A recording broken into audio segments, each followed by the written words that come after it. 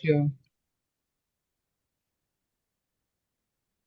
To everybody, thank you so much for joining our Rainbodhi Vesak event.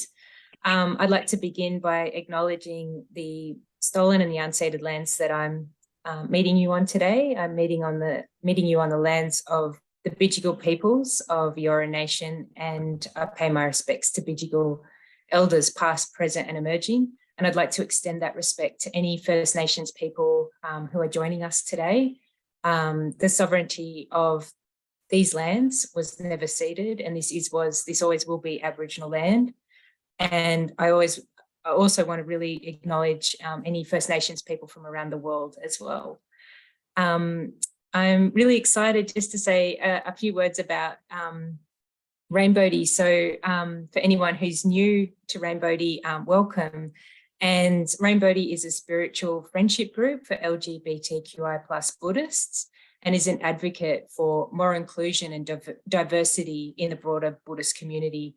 Rainbodhi offers meditation, Dhamma discussions and social events, and is a safe and supportive environment. We welcome everyone. We love everyone, regardless of race, gender, sexuality or ability. Rainbodhi is also non-sectarian, a non-sectarian Buddhist group. We welcome people of all faiths and people of no faith as well. And all of our events are free. And the word Rainbodhi, it combines two words, rainbow, the rainbow pride, representing our diverse community, and also Bodhi, representing the Buddhist concept of enlightenment. We believe in inclusion, compassion, and wisdom.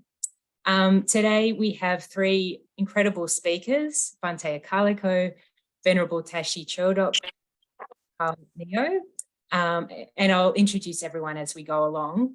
I'm really honoured to introduce the magnificent Bhante Akaliko, who is going to share with us a few words about Vesak and its significance. And Bhante is going to lead to chanting, and will also offer a short guided meditation. So Bhante Akaliko's pronouns are he, him. Bhante Akaliko is a queer monk in the Theravada tradition. He is the spiritual director of Little Dust and the founder of Rainbodhi LGBTQI+ Buddhist community. Bhante Akaliko is also the spiritual advisor of Central West Buddhists and a chaplain at Western Sydney University. He sits on the board of the Buddhist Council of New South Wales and the Federation of Buddhist Councils. And I've got to say, Bhante Akaliko is also one of the best people, most amazing people I've ever had the honour of meeting. So over to you, Bhante. Thank you. Well, that is a very kind introduction. Thank you, Letty. It's so good to have you here helping out, and so good to see so many Rainbow Buddhists from all around the world here tonight to celebrate Vesak. A lot of you are coming from Western countries, perhaps, where Buddhism is still emerging. Perhaps there's a little bit of confusion about what Vesak actually is. But it's the #1 holy day in the Buddhist calendar. And it's celebrated in different ways by all different Buddhist traditions.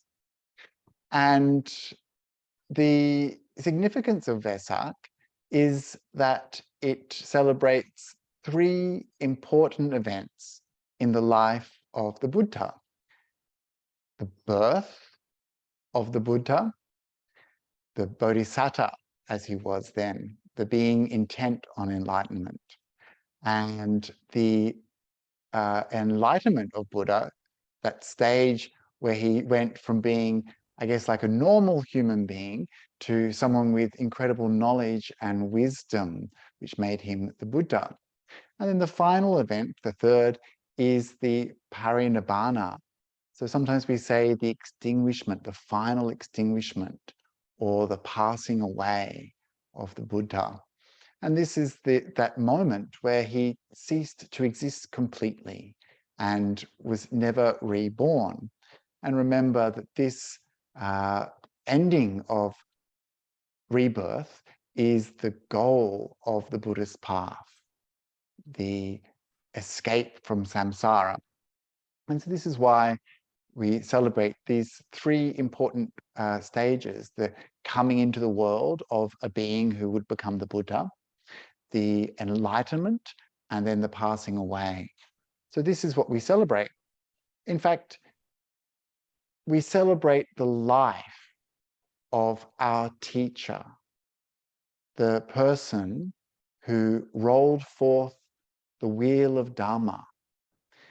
And this wheel of Dhamma continues to roll from ancient India all the way through the past 2,500 years, across many, many different countries, touching the lives of millions of people, helping them understand the nature of their mind and understand how they can be happy and wise, how they can live a good life, and how they can too, like the Buddha did, escape this cycle of samsara. And so this is what we celebrate when we celebrate Vesak, the life of the Buddha. And some of the ways that Buddhists commonly celebrate is to do things like go to a monastery or a temple and to make offerings, do meritorious deeds, perhaps lighting some candles or offering lights like lanterns. And other ways they might celebrate Vesak is to do things like meditate, or to tell stories about the Buddha's life. And so we're doing a similar thing here tonight. I just want to acknowledge that this Vesak this year has been celebrated by different traditions on different days. So if you're experiencing like a deja vu about Vesak, it's just that different schools of Buddhism, different traditions, different sects have different ways of dating the actual day. And so if you feel like, haven't we done Vesak? Haven't we done it? Like, am I having some weird glitch in the matrix? No, it's okay. We've just been in many different schools, many different traditions, many different sects, allowing us all these wonderful opportunities to remember the good qualities of the Buddha over and over again this year. And it also coincides this year with Poson Poya, which is the day that Buddhism went to Sri Lanka. It's a very important day for Sri Lankan Buddhists. And Sakadawa, the Tibetan version of Vesak as well, which we'll hear about later on. So that's a little bit about Vesak. I wanted to do a little bit of chanting to welcome you all. And this chanting that I'll be doing is the praise, the homage to the Buddha, the Namo Tassa, which is something that we find in a lot of Buddhist traditions, which is something that begins many Buddhist ceremonies. And then I'll talk about the going to refuge to the Buddha, our teacher, the Dhamma, his teaching, and the Sangha, the community of enlightened beings who have realized the Buddha's teachings for themselves. And after that, I'll recite the Buddha Nusati, the recollection of the qualities of the Buddha. So this is one way that it's common to celebrate Vesak, is to go through the 9 qualities of the Buddha. So I'll do that very briefly. And after that, I'm going to offer a meditation called Buddha Nusati. And I'll talk about that then. So some of you will know the words to the chanting I'm about to do. I know that joining in on Zoom sometimes is not very good because everyone's speakers cut in. So chant along if you want, like at home, and I'll do the chanting here at my end. So I'm going to do it in the ancient language of Pali, the language spoken of the Buddha, and also a little bit in English as well. So you can close your eyes and bring to mind your experience of the Buddha, who he is to you, who this being was for you. Namo tassa bhagavato arahato samma sambuddhassa. Namo tassa bhagavato arahato samma sambuddhassa. Namo tassa bhagavato arahato samma sambuddhassa.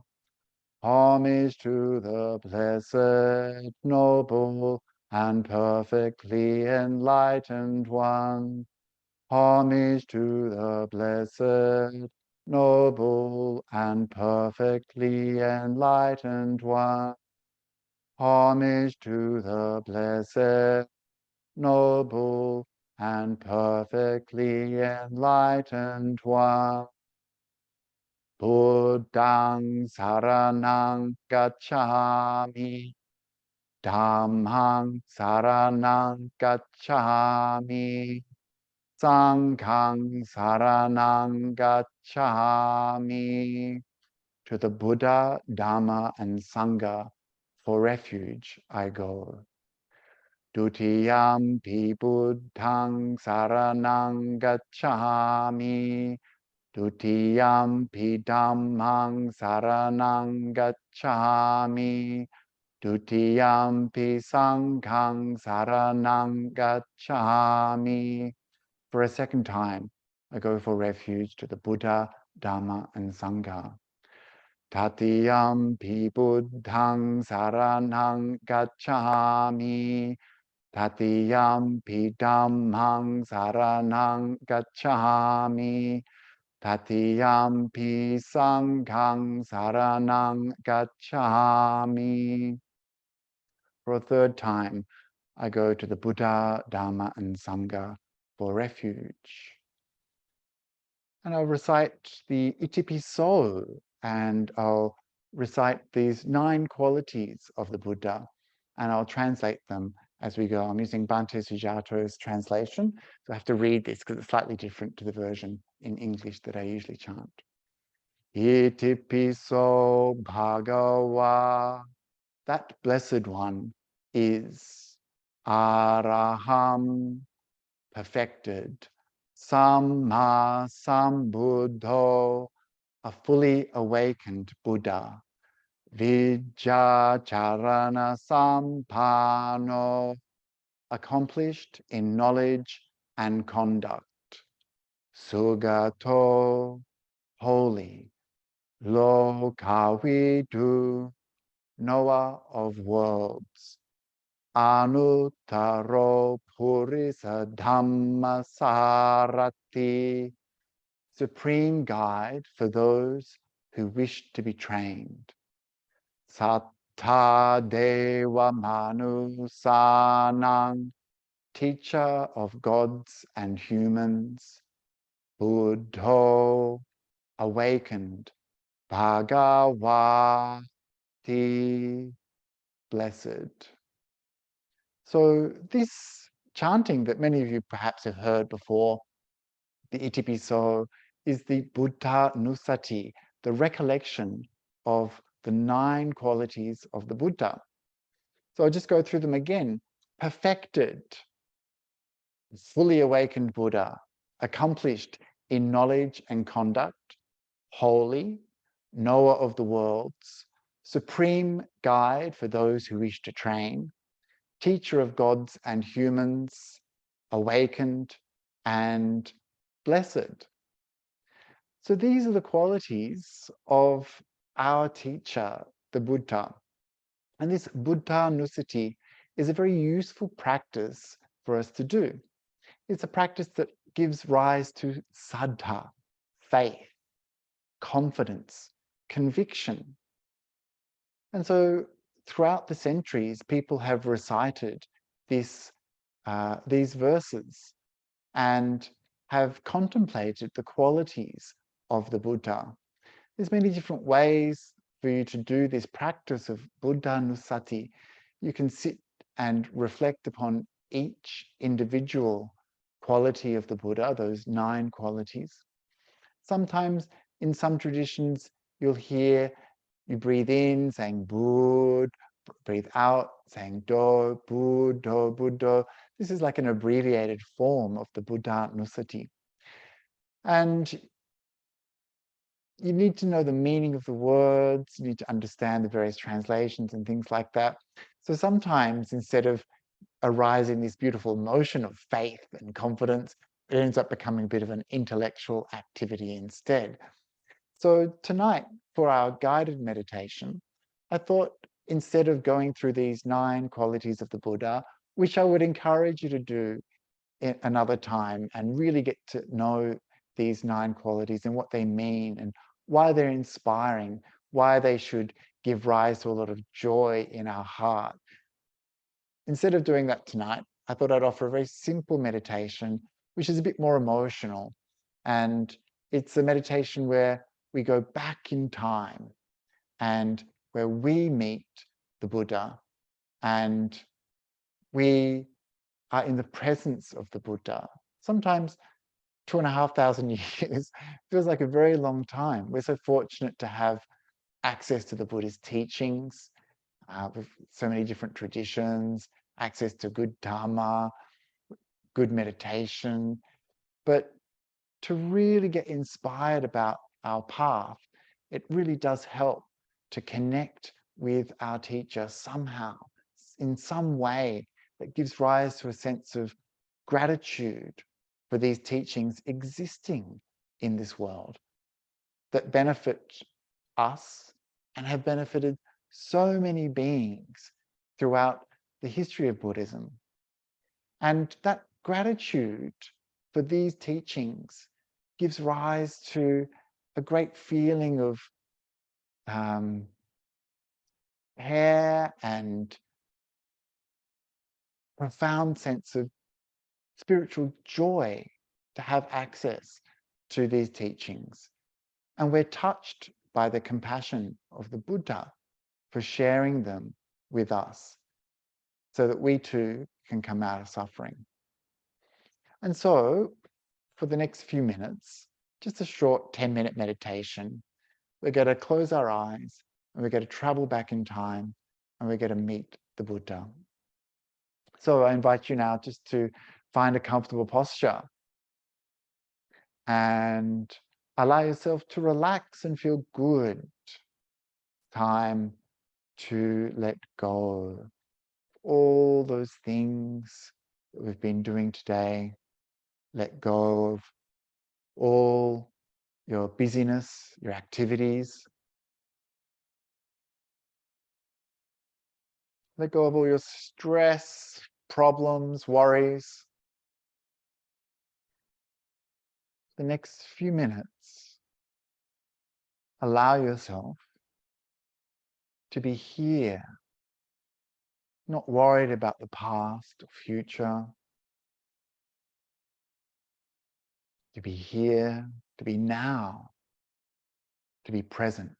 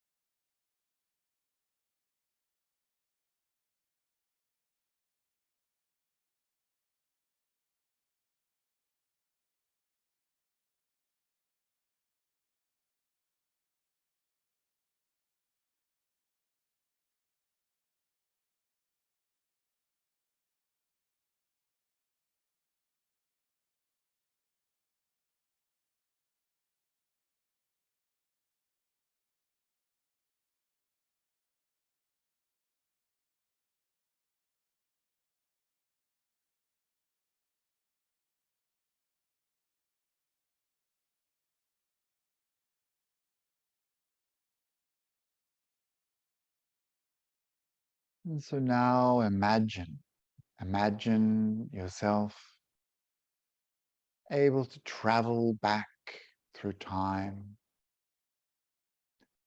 all the way back to ancient India.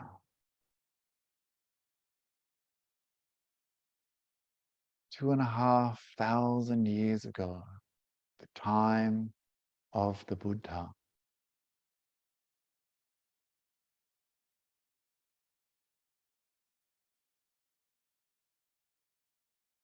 And we're walking down a path in the forest.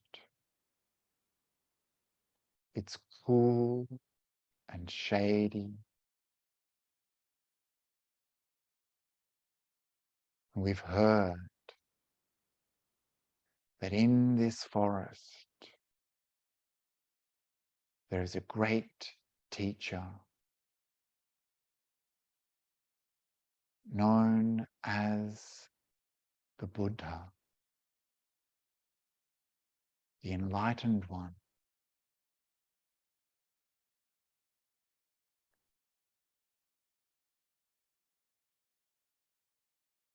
We've heard his teachings help living beings, that he is wise, full of love and compassion.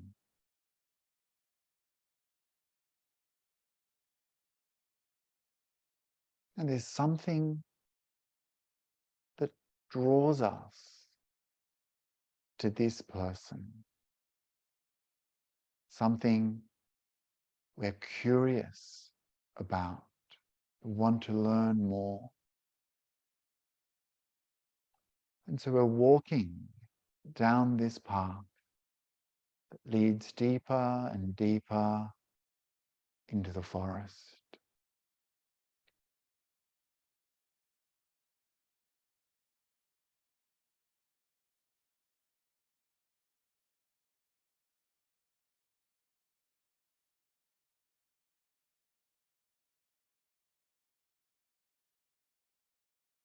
And then off in the distance there, we see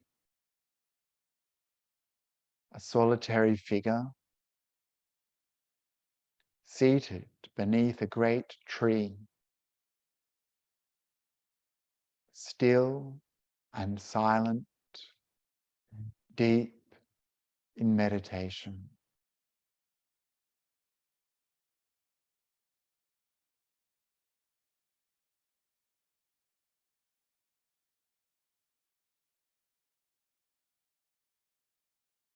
We walk closer,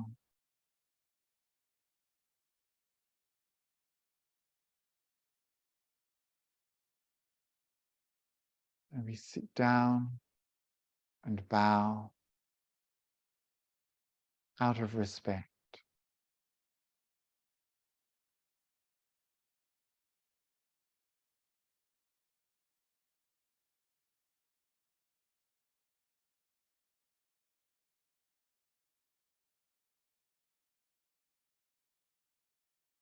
There's something profound about this stillness, something wonderful, a feeling of peace comes over you. You feel calm,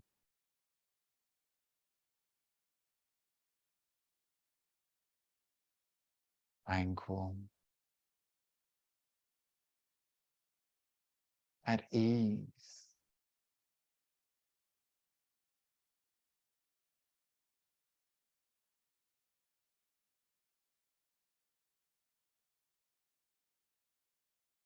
You feel the love and compassion from this being.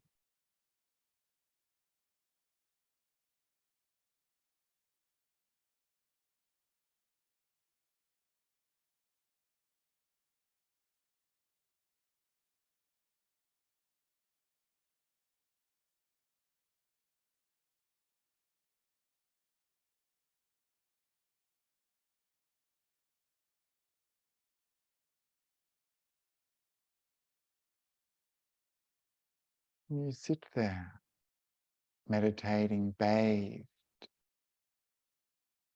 in this love, this compassion,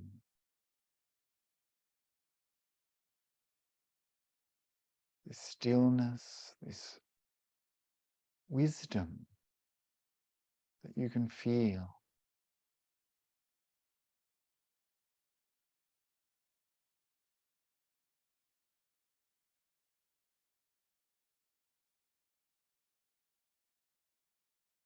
And it makes you happy. Happy to just be there, quiet, peaceful.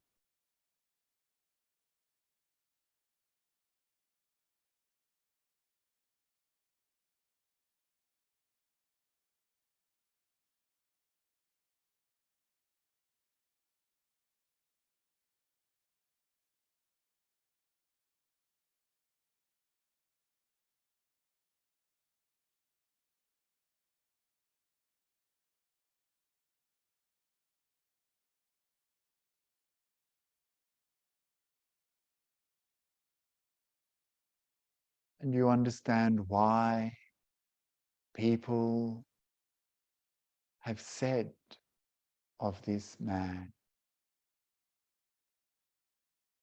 that he is perfected, fully awakened,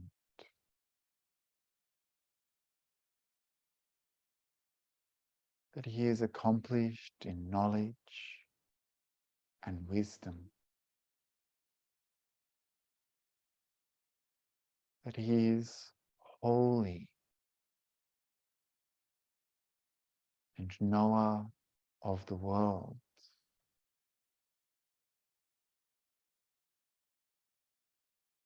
that he is a supreme guide for those who wish to be trained, a teacher of gods and humans, awakened and blessed.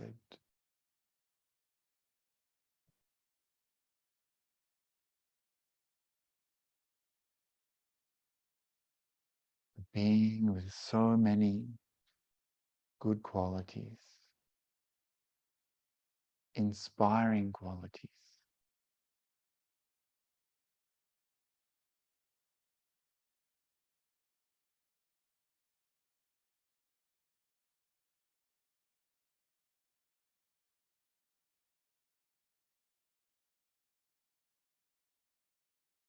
And so reflecting now on something you have learned from the Buddha, the teaching, meditation technique, some words of wisdom, something that matters to you, something you have learned from the Buddha that has helped you in your life.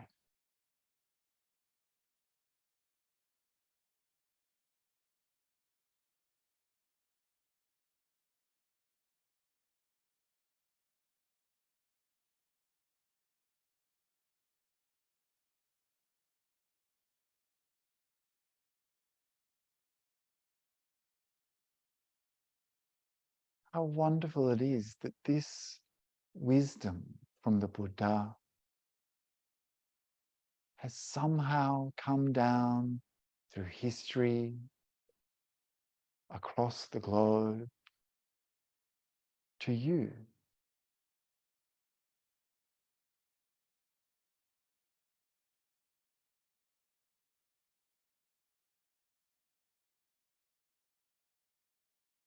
This teaching has changed your life somehow, helped you. How amazing that is. How fortunate for you.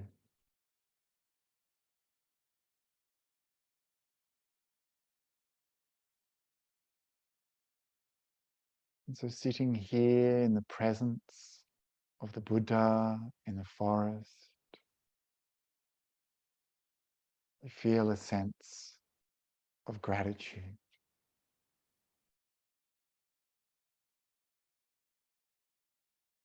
Thank you for these teachings.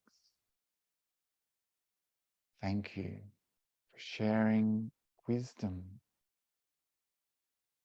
out of love and compassion for all beings.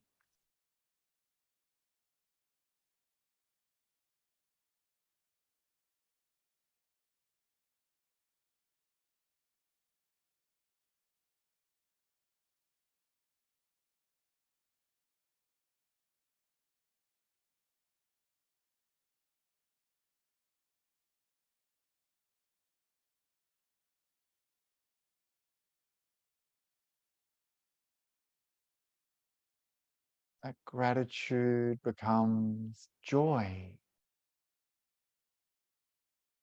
You're lucky. You're fortunate.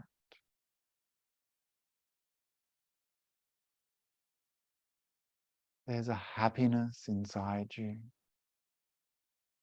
nourished by our teacher.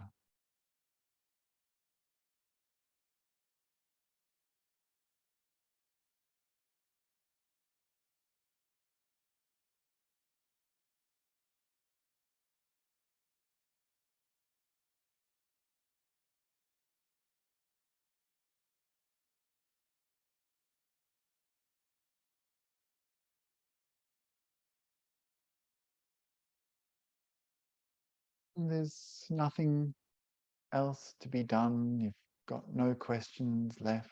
You feel good. And so, leaving the Buddha in peace to meditate, you bow down in homage to this wise, kind teacher. And you get up and you walk quietly and softly back to the forest, back through time, back here now to the place you're in.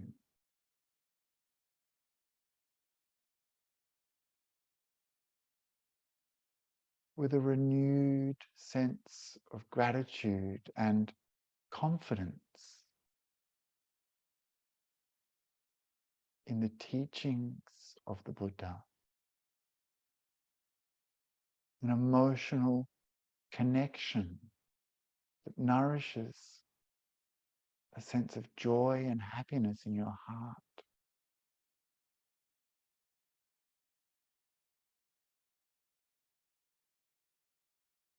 And a connection to countless living beings who, just like you, have heard these teachings and benefited. You're part of a big Buddhist community.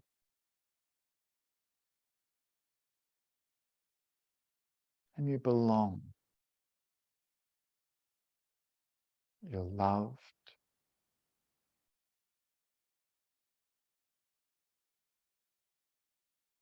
You're making progress on your spiritual journey.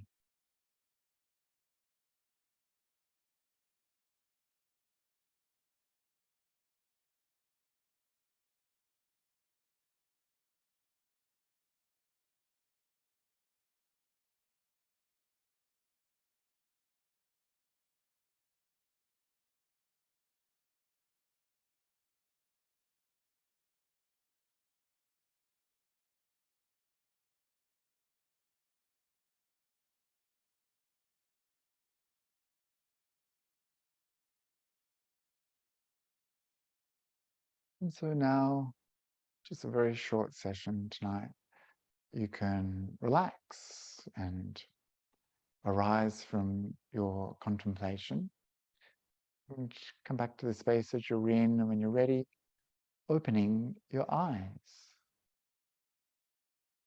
So this is a practice, Buddha Nusati, a bit of a different way of practicing perhaps, but something that I hope nourishes that emotional connection with the Buddha, our teacher, something that a lot of contemporary meditation and various schools of practice, especially in the West, don't often emphasize this sense of faith, that emotional connection to our teacher and the the conviction in the path that he taught, which is a very beautiful way to deepen your understanding of our spiritual journey.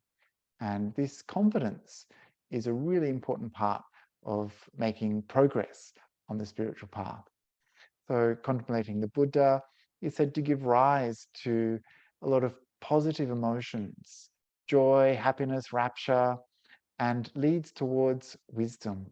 And so this is why I wanted to share that practice with you today, especially on this occasion of Vesak, or close enough to it. So I hope it'll be of some benefit to you now or in the future. So back to you, Letty. Oh, thank you so much, Bhante Akaliko. That was incredibly moving. I'm so grateful. I just want to acknowledge some lovely comments online. See, Sin says, thank you very much, Bhante, for leading such a beautiful and intimate meditation that genuinely connects us to the Buddha. And Helen says, your guided meditations are awesome, Bhante. Much gratitude. That's so beautiful. Wow.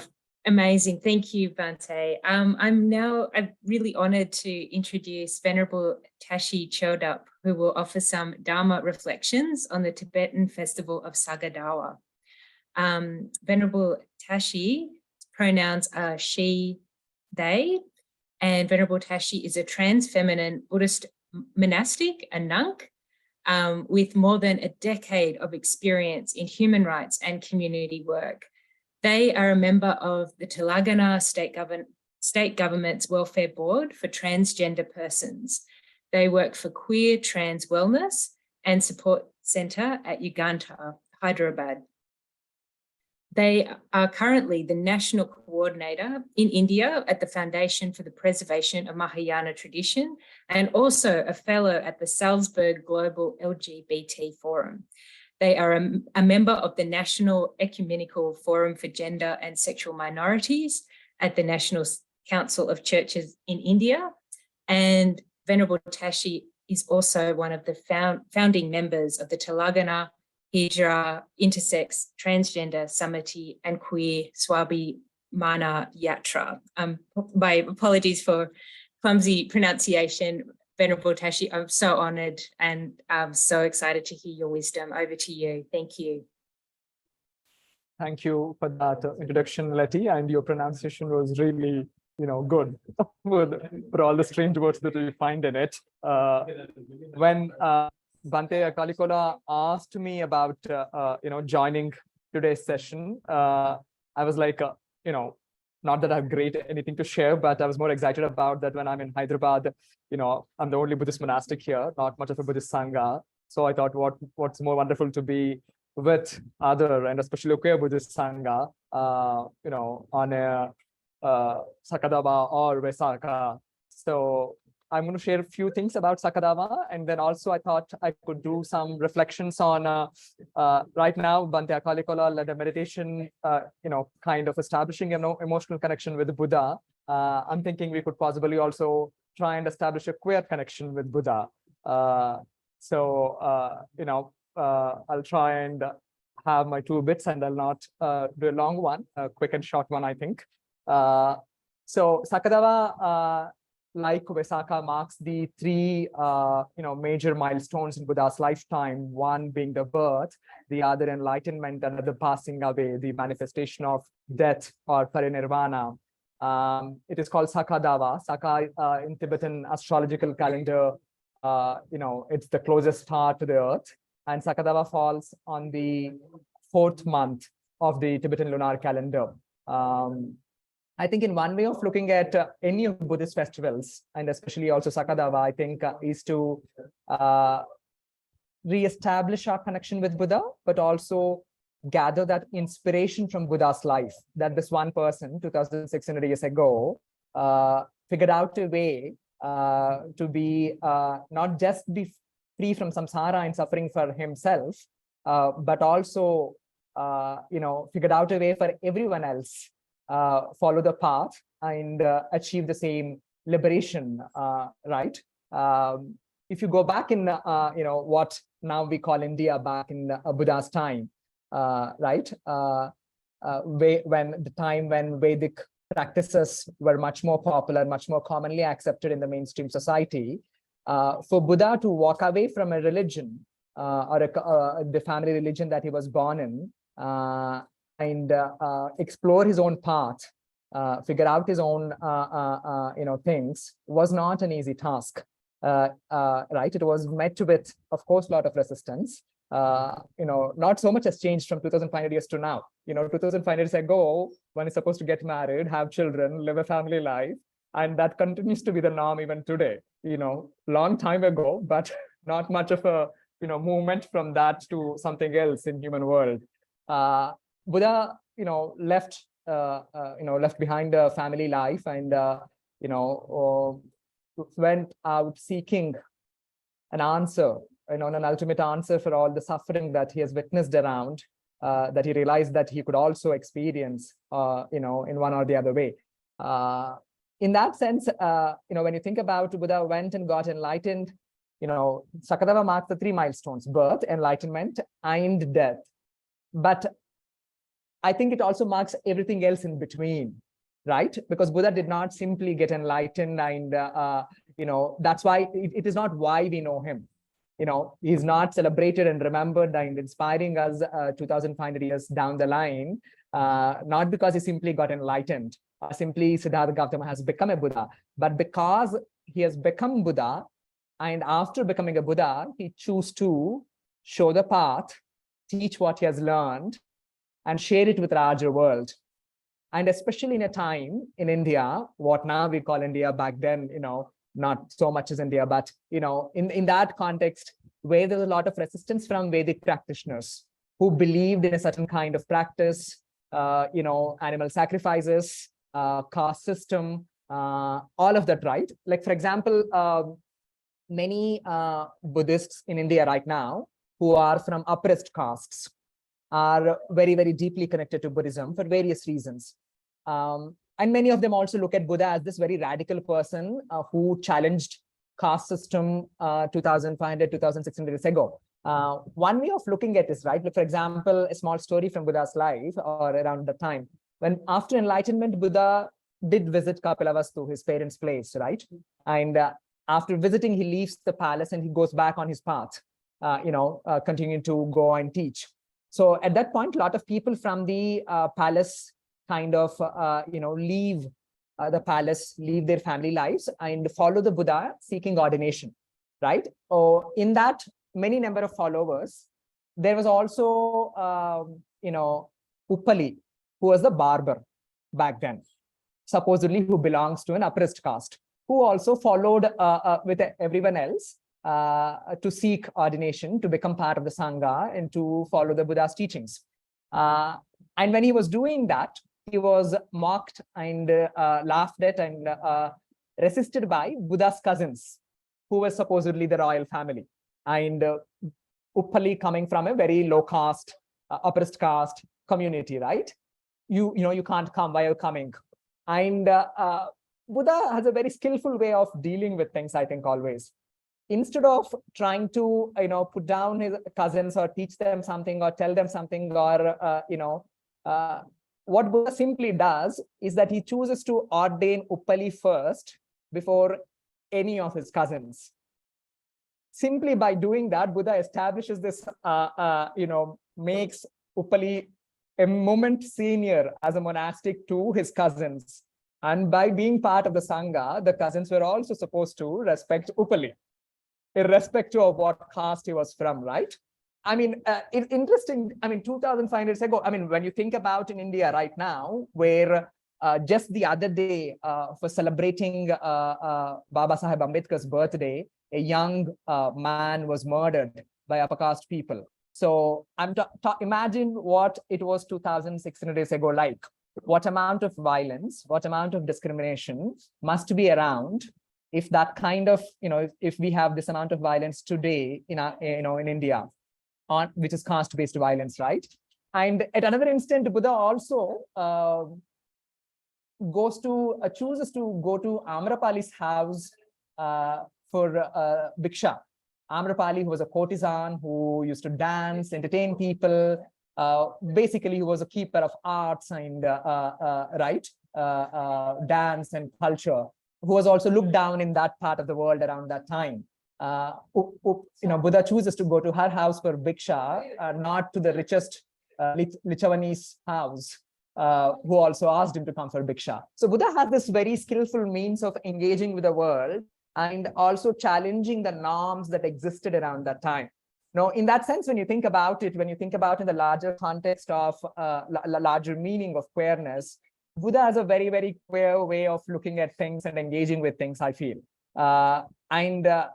When we think about, Sakadava or Vesak or, any other Buddhist festival, it is to seek this inspiration, to invoke this inspiration in ourselves, in our own potential, in what Mahayana Buddhism, in what Tibetan Buddhism we call the Buddha potential, for us to become the Buddhas, right?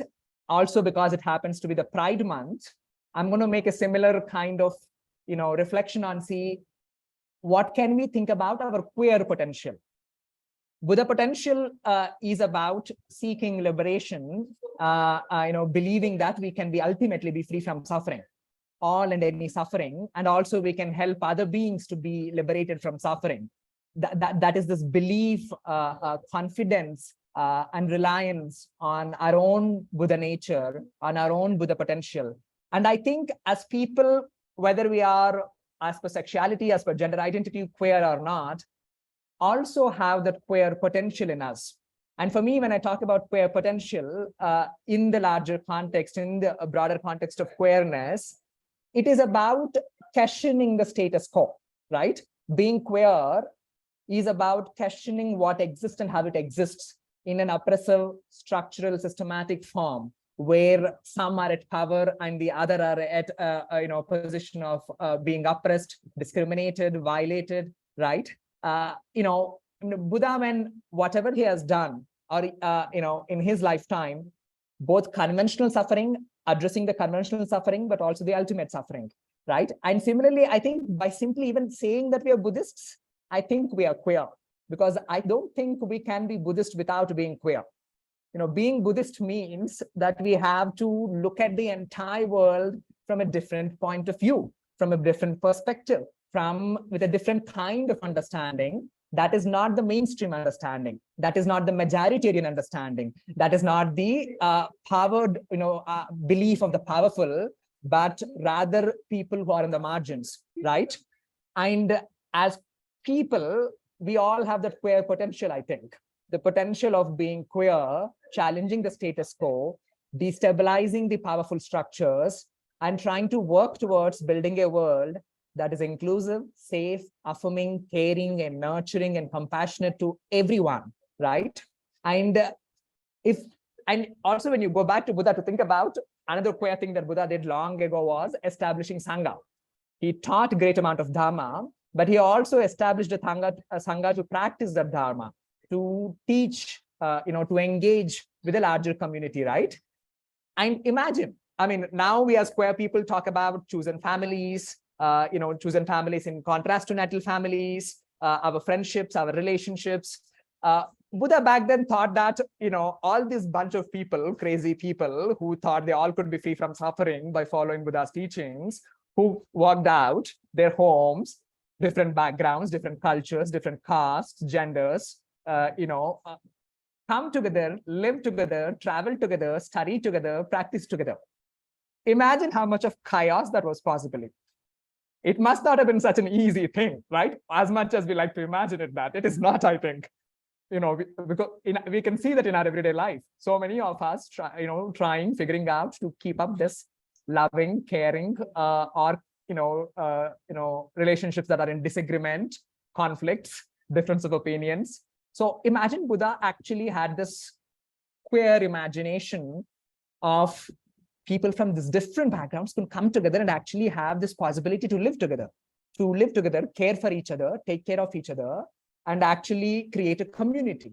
And we queer people, I think, have been doing it for a long time too, whether we are Buddhist or not, right? And we believe in it firmly in our own flawed and limited way. We still believe in it, I think, right? So there's so much when you talk about in the Buddhist world, in the queer world, that is similar, that is common for each other to rely on each other, I think, to inform each other, to educate each other, to inspire each other, I think. So in that context, when you really think of Sakadava, when you think about any other holy Buddhist festival as queer people, I think it's as queer Buddhist people especially, it is a little more special to us because we are living and manifesting Buddha's teachings as Buddhists, but also as queer people. It's amazing, I think, for us to keep that as a reminder to us, to the rest of our community as we go forward. So my, little ask or a request is that as queer people or not, as Buddhists or not, if we can continue to challenge the status quo, if we can continue to look our everyday life from a different view, a view that is, whether Buddhist or not, but a view that is moving away from suffering, moving away from ignorance, moving towards wisdom, and moving towards joy and happiness, I think that's something we all can really rejoice in, and the world can use a lot more. That's my 2 bits for today. Thank you, everyone. Oh, wow, Venerable Tashi, thank you. That was so inspiring and so magnificent. And I love the idea of paralleling queer potential and enlightenment potential, and that for liberation, how magnificent. Just want to acknowledge Kyle Neo's beautiful words. Thanks for these refreshing insights, Venerable. It's true that queerness is similar to what the Buddha called going against the stream. So beautiful and sincere as well. Thanking Venerable Tashi. It's my honor and delight to introduce you to the divine Kyle Neo. His pronouns are he, him. He is a designer, a mentor, and humanitarian volunteer. In 2021, he helped organize Rainbodhi's Buddhist Toolkit online series, and he is currently running Rainbodhi Singapore. Kyle is the editor-in-chief for an online Buddhist publication, Kusala, and he is also a cancer survivor. And Kyle has shared his experience with cancer in his book, Monk Key, and he's currently developing an app that addresses mental well-being in Asia. Kyle, over to you. So looking forward to hearing your insights. Thank you, Letty. Just want to explain the message that was written on the chat was actually written by Bhante, but I would also love to just really thank Venerable Tashi, because I feel like when I listen to him, I feel like one sentence that comes to my mind is human existence is already unnatural to the enlightened ones. So I feel like that is why we are always against the stream. And there is so many stories that we can, wonderful, amazing stories about Buddha. And I was given a very tough job to choose what story I want to share today. So as I get older, I get more emotional. So I feel like the story I'm going to share with you, which I know some people have already heard this story before. So it's a story about Kisa Gotami, but I would try to do it in a version that probably a little bit more to my style, so that you won't get so bored about it. So for those who do not know about Kisa Gotami's story, once upon a time, Kisa Gotami had a baby, but the baby died, and then he goes to the villagers and says that, my baby, can you save my baby? Can you save my baby? And everyone just look at her in a crazy manner, that crazy woman, just bury your baby, just stop trying and patronize people about saving a baby. It doesn't happen. So there's just one old man who is kind enough to tell Kisa Gotami that, hey, there's someone you can ask for help, and that is the Buddha. And she was so excited, so excited. She went to the Buddha, and then she asked, Buddha, my baby has died. Can you please bring him back alive? And the Buddha actually, unlike others, he didn't give her a crazy look. He actually said that, yes, I can help with the baby, but you need to get me something. You need to collect a master seed that is from a house that no one has died. So she was so excited again, went to each house in the village, knocked to every house and asked, hey, do you have mustard seed? Oh, yeah, I do have mustard seed. Oh, but wait, is anyone died in this house before? And oh, yeah, my cousin. Oh, yeah, my grandmother. Oh, yeah, my father. In every house, everybody died. So Kisa Kotami, as a mother, she felt so, so stressful and just so sad and depressed. But because of what Buddha told her to find, she finally finds that in every house, there's always someone who died. So she cried, she hugged her baby, and then she said that everybody is always losing somebody. I am no different from the others. So what she did is she buried her baby, and then she went back to the Buddha and asked the Buddha to ordain her as a nun. So this is a very, very, sad story. People usually will just go through it and think about, oh, it's a story about grief. It's a story about, how she overcome her depression or how she overcome her detachment from attachment to her baby. But what I got from this story is the reflection of Buddha didn't give up on anyone, regardless how crazy and impossible the requests are.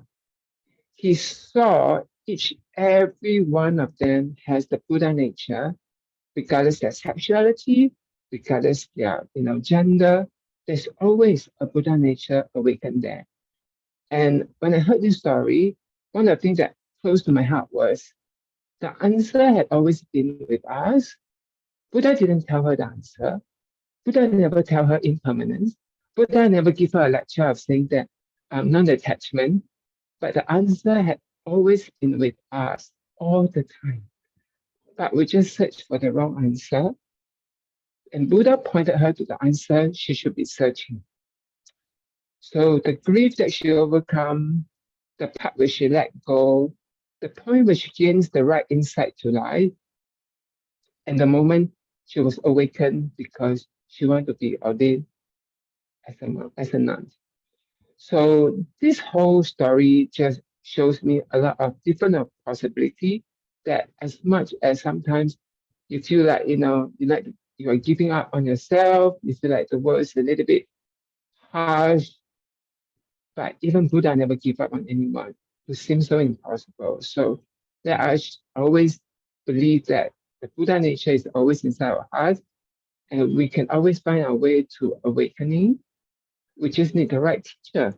And this is why I associate with the right friends and then, having a good Dhamma discussion, listening to Dhamma talk. That is where I find this story amazing. Of course, no one can beat the story of how he conquered her mind, how conquer his mind under the Bodhi tree. That is impossible. But I just felt this story is very connected to me, very relevant to me.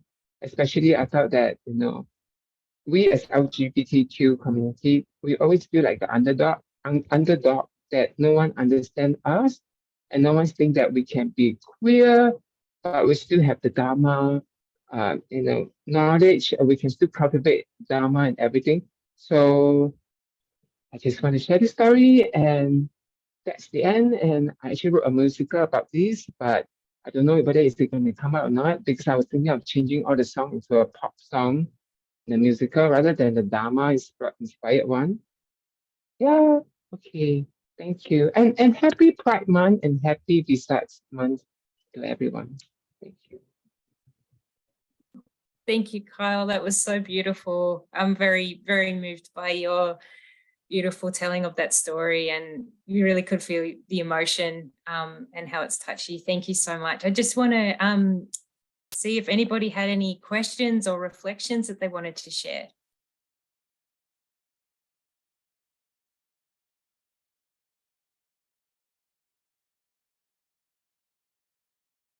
If you'd like to say something, feel free to like raise a hand or unmute yourself. You're very welcome.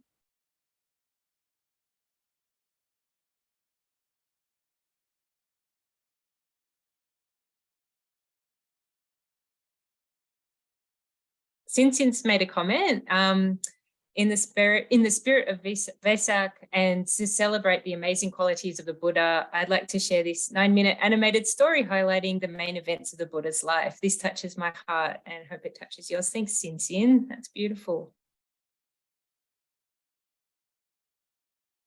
Well, maybe if no one has any questions or reflections that you want to share, Bhante, would you like to say a few words about the Welcoming the Rainbow resource?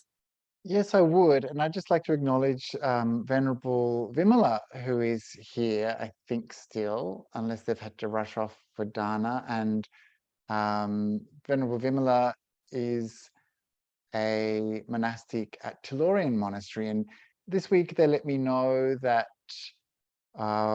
the Welcoming the Rainbow booklet, which is an inclusivity resource that we wrote a little while back. Can I share that? Yeah.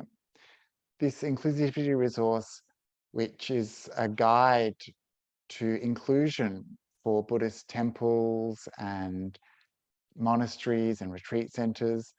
This guide was written by me and has been illustrated by Venerable Yoda.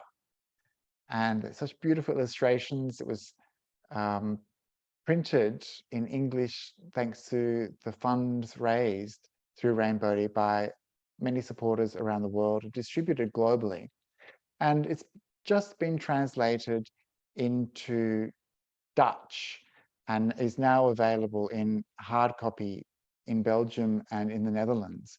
And it's also been translated into Thai and Polish, as well as French and German translations on the way. So if you're interested in sharing this information with your Buddhist organizations to help make sure that our Buddhist organizations are safe and welcoming, then please go to the Rainbodhi website and visit the Welcoming the Rainbow page. But I'd just like to acknowledge Venerable Vimala's hard work in getting some of those translations happening and seeing the project through. So wonderful to have them available in different languages. So thank you, Venerable, for that.